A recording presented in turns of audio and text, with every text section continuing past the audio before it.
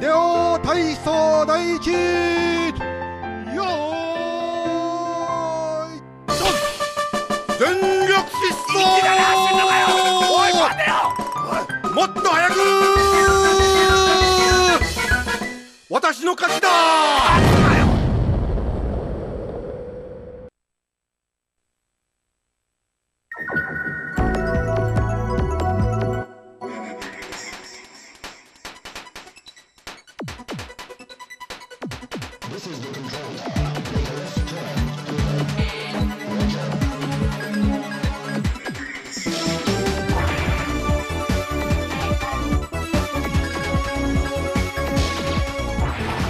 Aujourd'hui, on va regarder donc ton replay de Reforce que tu as fait sur PCB. Donc, tu vas nous expliquer un peu dans quelle optique tu l'as fait, si tu as cherché le score au maximum, si tu as cherché juste à terminer le jeu, ce qui est déjà un exploit à la base. Vas-y, parle-nous de tout ça. Reforce, en fait, bon, on va d'abord présenter un petit peu le jeu. C'est un shooting game vertical, au format vertical. Qui est quand même extrêmement déjà difficile à terminer. Donc pour répondre à ta question, c'est vrai que le finir c'est déjà pas facile. Donc j'essaie de jouer un petit peu le scoring, mais c'est vrai que je suis quand même très loin du record mondial, quoi, des meilleurs scores mondiaux. Ça, c'est clair. À ce point-là. Ouais, c'est vrai. Mais bon, rien que le finir c'est déjà énorme, quoi. D'accord. Donc qu'est-ce qui différencie la difficulté de le finir simplement et de le finir en scorant, exactement? En fait, le principe de ce jeu qui est assez génial, c'est qu'on a deux types de tirs. Donc un tir frontal qui permet de détruire tous les ennemis au premier plan. Donc classique. Voilà, classique. Et puis un deuxième tir, donc c'est des sortes de lasers guidés en fait, qui permettent de détruire les ennemis qui sont en arrière-plan. Donc voilà, on a un viseur qui se balade un petit peu partout, qui suit en fait le vaisseau et qui permet de cibler, qui permet de loquer en fait tous les ennemis qui sont en arrière-plan. Et c'est avec cette deuxième arme qu'on peut vraiment scorer comme un fou, quoi. C'est vraiment ça l'objectif pour atteindre gros score. D'accord, donc le score est compté différemment si tu tues les ennemis avec le tir frontal ou avec le deuxième tir. Voilà, exactement. Qui s'utilise avec le deuxième bouton. Voilà, en fait, on peut faire des combos avec le second tir, avec le lock. Alors qu'on n'en fait pas avec le tir. Voilà, alors qu'on n'en fait pas. Donc le principe, en fait, c'est pour essayer de faire un très gros score, enfin de faire de gros combos, c'est d'essayer de cibler, de loquer un maximum d'ennemis en même temps. Donc en fait, on a une jauge tout en bas de l'écran, là, donc en bas à droite, voilà, en bleu, parce que j'ai pris le deuxième player, donc il joue en bleu. Donc là, on a un nombre de lasers, en fait. Donc là c'est vrai que la partie est déjà bien commencée, donc j'ai déjà récupéré pas mal de bonus qui me permettent en fait d'avoir 8 locks. C'est-à-dire, voilà, là on en voit 5, 6, 7, 8, voilà. Donc à partir du moment où j'ai locké 8 ennemis, les bonus en fait augmentent de manière exponentielle. Donc en fait on voit les points que l'ennemi s'afficher. Voilà, qui s'affichent. Ouais. Et plus il est haut dans la chaîne de lock, voilà, plus le score est important. Par exemple, le premier lock va rapporter 100 points, le second 200, le troisième 400 et ainsi de suite. Donc c'est indexé sur la valeur de l'ennemi. Voilà. Si l'ennemi vaut 100 points et qu'il est en 4e position, il va valoir 400 points. Alors après, il y a aussi la taille de l'ennemi, quoi, qui sont vraiment... Donc c'est vrai que au niveau du gameplay, c'est extrêmement riche. C'est extrêmement riche, ouais. C'est presque du puzzle. On peut à chaque fois se reposer la question, enfin sur certains endroits, pas sur tous les endroits. Par exemple, là, c'est vrai que tous les ennemis sont de la même valeur. Donc il faut essayer d'en loquer 8. Là, par exemple, je lock les 3 premiers, et là derrière, il m'en reste 8. Voilà.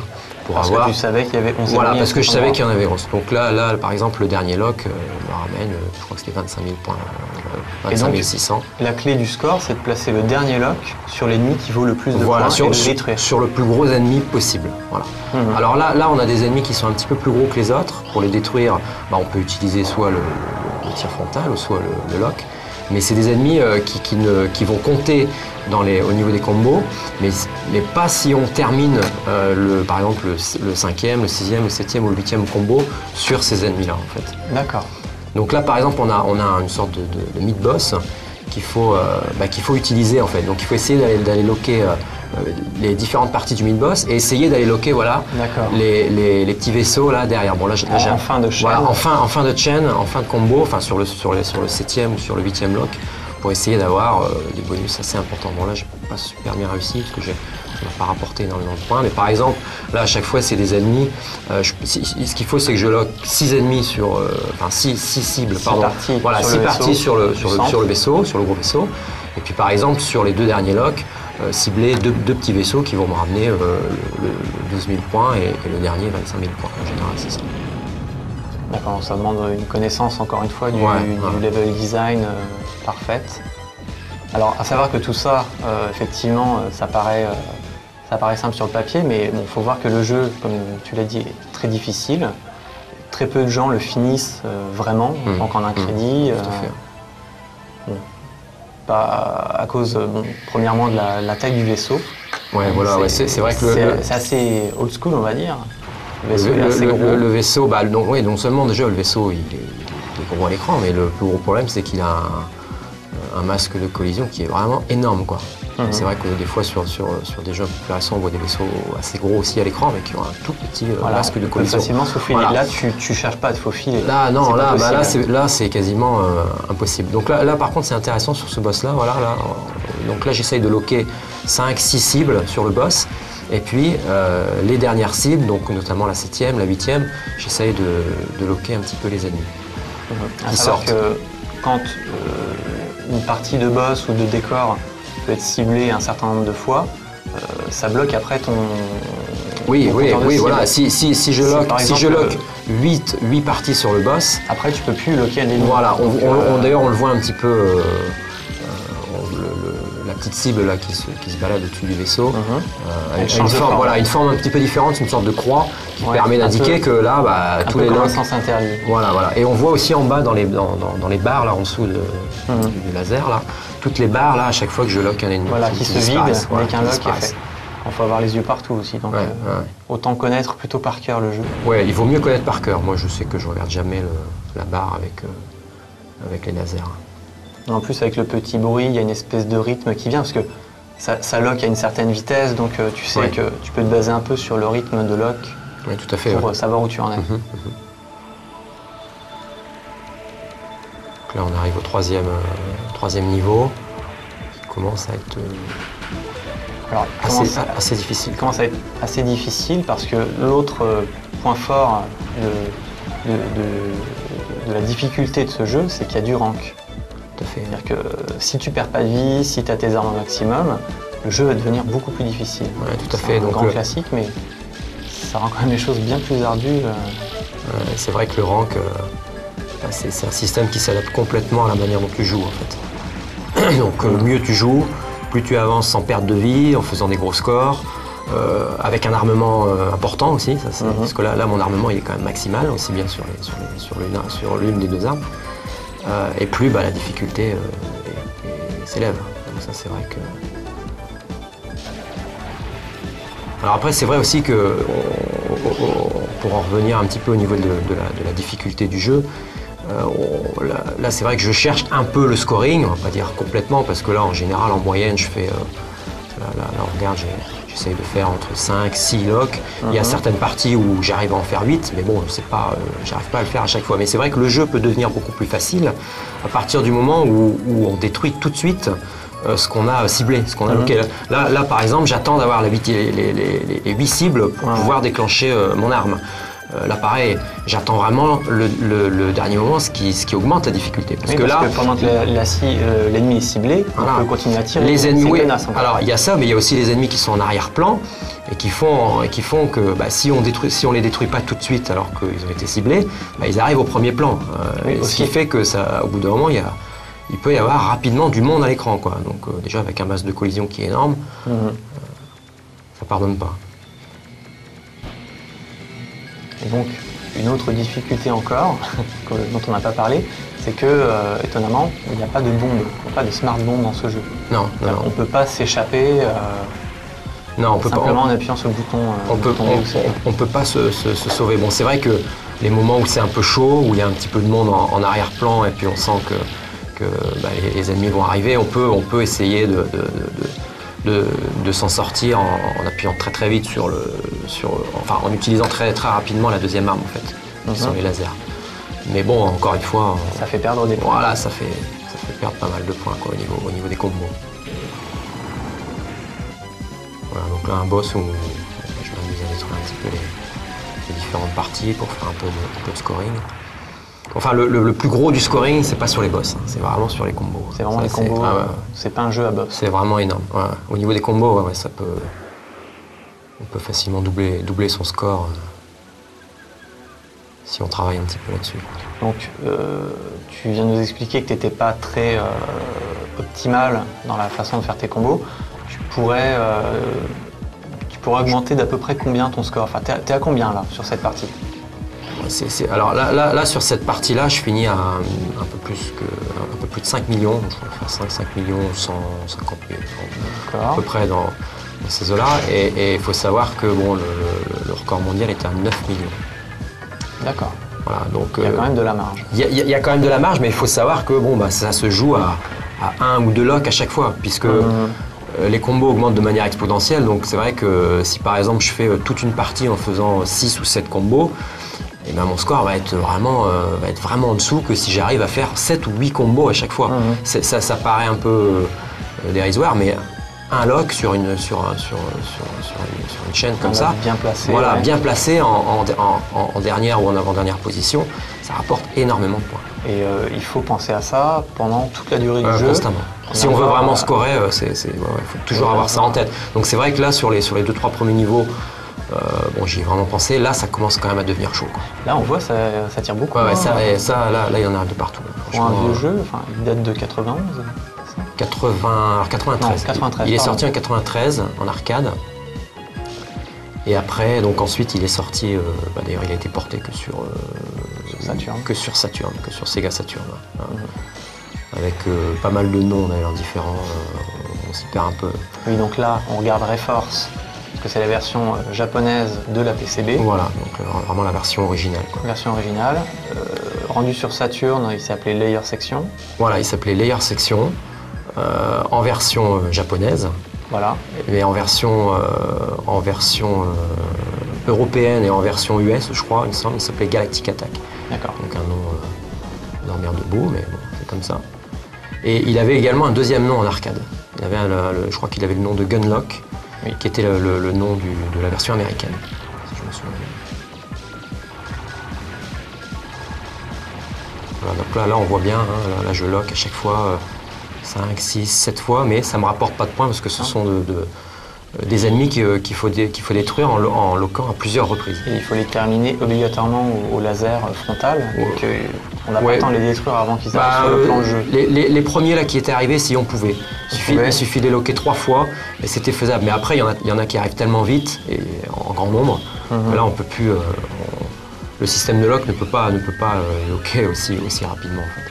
Alors éventuellement, peut-être qu'à 2 joueurs, on pourrait loquer suffisamment vite. Ouais, c'est vrai qu'à 2 joueurs, bon malheureusement, j'ai pas eu trop l'occasion de l'essayer. J'imagine. Déjà tout seul, ça demande énormément de coordination. Bah ouais, c'est un peu une sorte de puzzle game, hein, encore une fois, un petit peu comme Radiant. Il faut bien connaître les patterns. Ouais, là c'est un peu du puzzle. Hein. Là, par exemple, on voit toutes ces séquences d'ennemis qui s'enchaînent en ligne, en triangle. Tout à fait. Effectivement, c'est très très géométrique, très basé sur le pattern.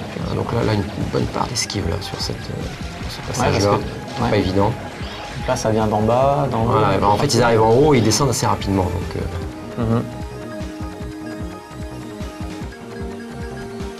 voilà, donc encore un ennemi assez important là qu'on peut loquer plusieurs fois. Donc derrière, ce qui est intéressant, c'est de loquer 3, 4, 5 fois et puis d'aller loquer en 6e, en 7e ou voire en 8e lock les petits ennemis qui sont derrière.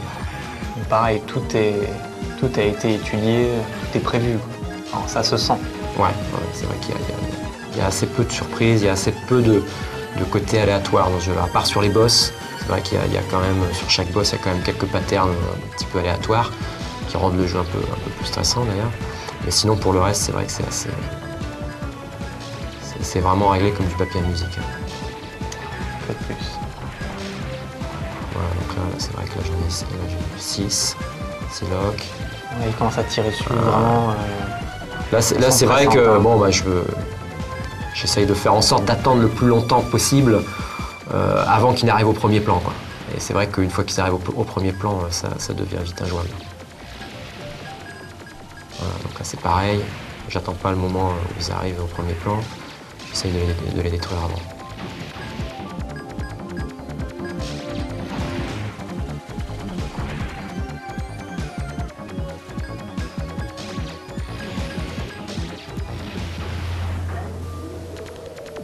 Alors, une chose que j'adore dans ce jeu-là, c'est les musiques. Je suis un grand passionné, gros fan de musique. Je les écoute régulièrement dans ma voiture. Ah ouais, carrément. Hein. La musique de Zuntata, c'est assez... c'est toujours une ambiance très très particulière, c'est extrêmement personnel. Ouais. C'est vraiment très très joli. Alors qu'en soi, le design général du jeu, même s'il est très très léché, reste quand même extrêmement classique.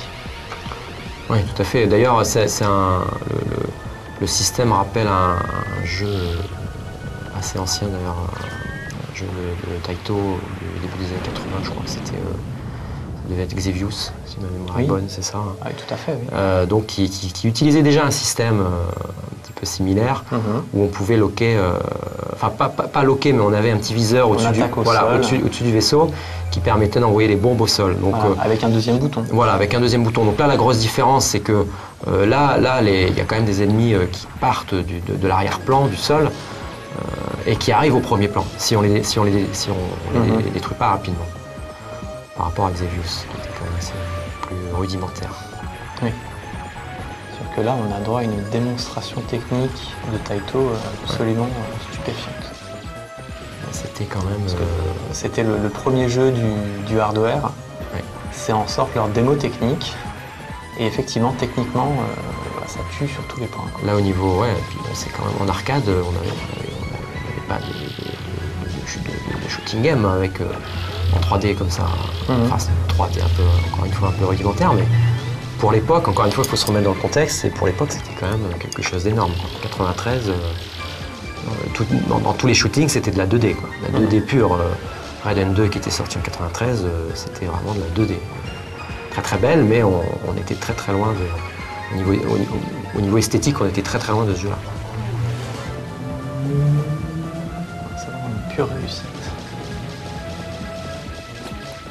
Là, on arrive à un mid-boss, très très pénible. Donc là, je fais en sorte de le détruire le plus rapidement possible. Il y a moyen de faire des points sur ce mid-boss? Des points, en fait, ce qu'il faut si on veut vraiment aller très très loin, au niveau du scoring, c'est le laisser en vie. Donc là, toute cette partie-là, normalement, qui est déjà assez pas mal, assez balèze au niveau esquive, normalement, on doit la faire, enfin, on peut la faire en laissant le boss en vie. Et tu vas comprendre par la suite, parce que derrière, tu vas avoir d'autres ennemis qui vont arriver et qui pourraient éventuellement compléter un combo. Voilà. Là, on a 4 canons là en bas qui vont arriver. Voilà, pour l'instant, on en voit que 2. Voilà, donc voilà les 4. Et si on arrive à faire quelques combos sur le gros boss, si on arrive à le laisser en vie, et qu'on termine avec ces 4 là, bon, c'est pareil, ça nous ramène un max de points. Et là, c'était déjà hyper chargé. Ouais, là c'était déjà bien la hyper dur. Mais c'est le secret pour arriver au record mondial. On n'a rien sans rien. Voilà, donc là je fais en sorte de laisser en vie parce qu'il y a quelques canons en haut. D'ailleurs, je n'ai réussi à en bloquer qu'un seul. Voilà, je me suis pas trop mal sorti.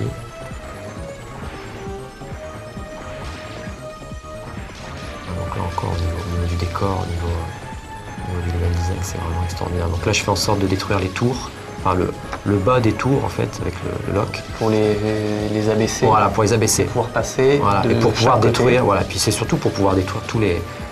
À chaque fois, tu as 3 vaisseaux qui sont planqués à chaque fois dans chaque coin. Sinon, tu es coincé d'un côté ou de l'autre et tu peux pas. Sinon, pas aller chercher voilà, on est un peu coincé et on a forcément les ennemis qui vont arriver, quoi.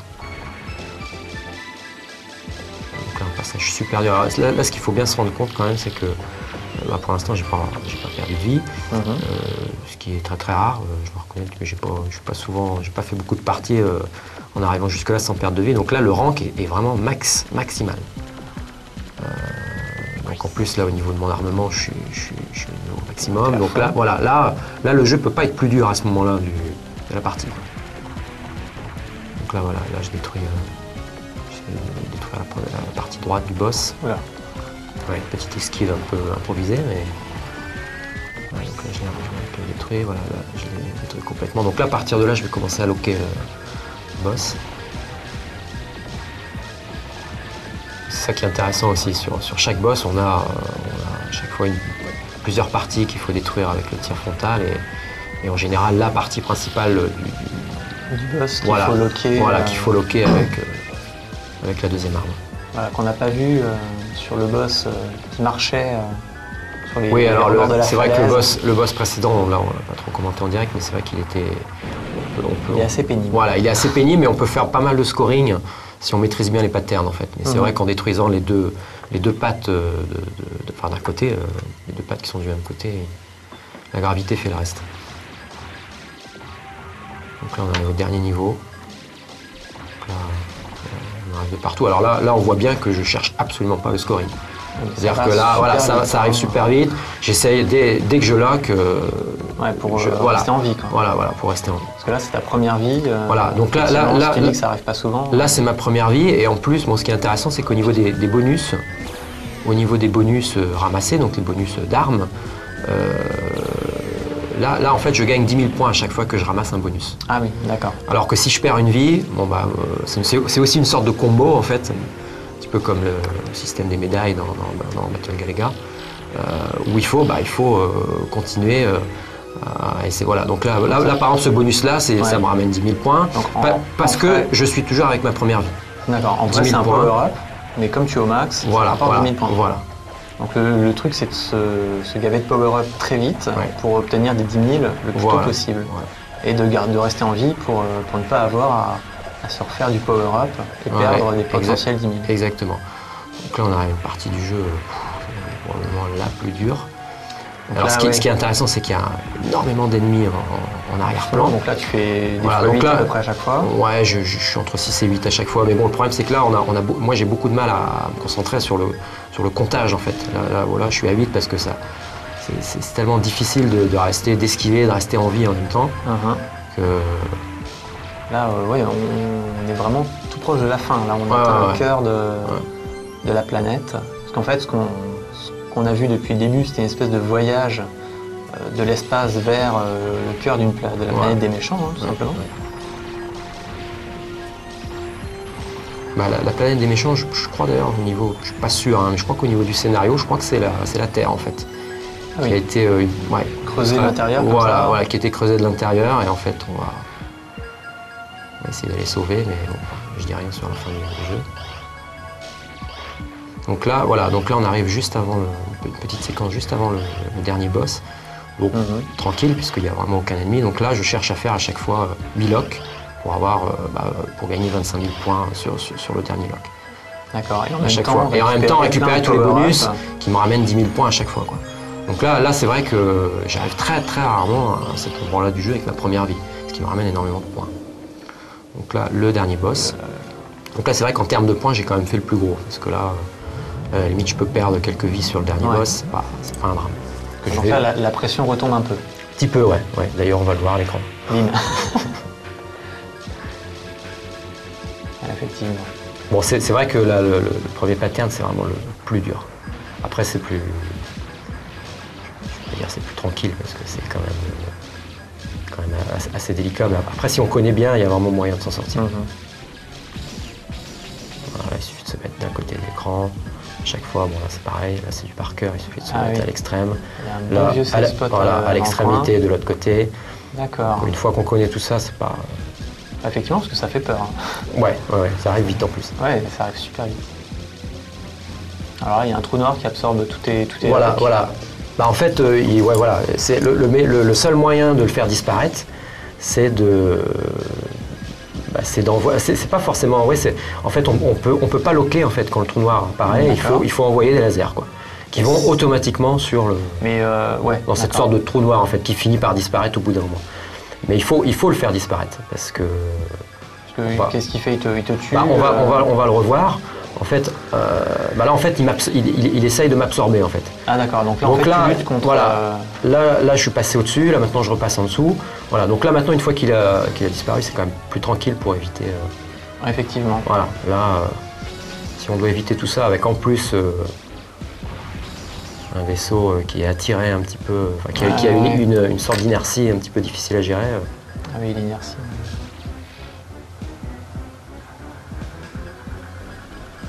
Voilà, donc là, je détruis un petit peu les dernières parties. Donc là, voilà, là c'est vraiment la dernière partie du boss. Ça, c'est le dernier pattern du Ouais, jeu. le dernier pattern.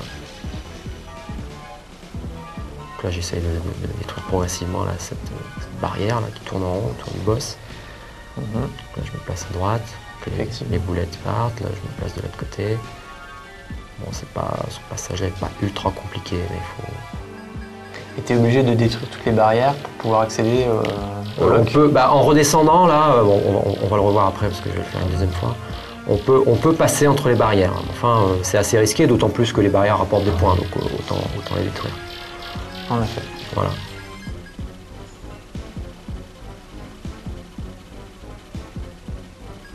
Voilà, puis bon, une fois qu'elles sont détruites, on a quand même un petit peu plus d'espace pour manœuvrer. Ouais, parce que là, en fait, il te presse. Voilà, là, on voit bien, je suis passé un peu entre les deux, quoi. Bon, là, après, je l'ai détruit.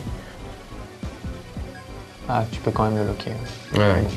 Comme, a priori, c'est un peu plus facile, tu peux te permettre de perdre des vies, tu continues un peu à scorer à ce moment-là. Voilà. Bon, ça, c'est vraiment pour le plaisir du leeching, parce que franchement, ça rapporte... Ouais, en comparaison des combos, ça rapporte pas grand-chose. Enfin, il faut savoir, pour la petite anecdote, c'est que le record mondial a été fait sans finir le jeu. C'est-à-dire que le mec est resté en fait, voilà, sur le dernier boss à faire du leeching de manière infinie jusqu'à ce qu'il perde sa dernière vie. D'accord. Donc c'est petite anecdote intéressante. C'est assez rigolo. Ouais. Donc il y aura peut-être moyen, en détruisant le boss à la toute dernière seconde, de en fait, faire peut-être mieux. Non, ouais, je sais pas trop s'il y a un système d'autodestruction. Parce que là, en fait, tu parles de la dernière seconde, mais je pense qu'on peut le faire de manière... Enfin, il peut rester là de manière vraiment indéfinie. Je pense que c'est le rank qui fait que bon, les patterns deviennent de plus en plus rapides. Donc au bout d'un moment, ça doit, à mon avis, ça doit finir par être injouable, je pense. Et puis si c'est infini, au bout d'un moment, on fatigue un peu. En plus, là, j'imagine bien le mec rester une demi-heure ou 3/4 d'heure sur le dernier boss, faire du leeching, avec le rank qui augmente. Ah, ouais. C'est chaud. Donc là, voilà, on a vu la planète Les planètes explosent. Explose, ouais. Avec une musique assez sympa. J'avoue que c'est une de mes préférées, la musique de fin. On l'entend pas souvent. Ouais. Enfin, moi, je l'entends souvent quand on écoute le CD, mais... Voilà, Zuntata, il signe la musique. Donc ils ont fait toute la série, parce que par la suite, il y a eu... Oui, c'est vrai que c'est une Restorm, série, voilà, avec... et Recrisis. Et ils ont fait toute la série. Ouais. Ils ont continué en faisant des très très belles mélodies aussi. Ils sont un petit peu reprises, je pense. Il y a quelques thèmes qui sont un petit peu... Enfin, c'est pas repris, mais c'est un petit peu remixé. Voilà, ça reste vraiment dans l'esprit.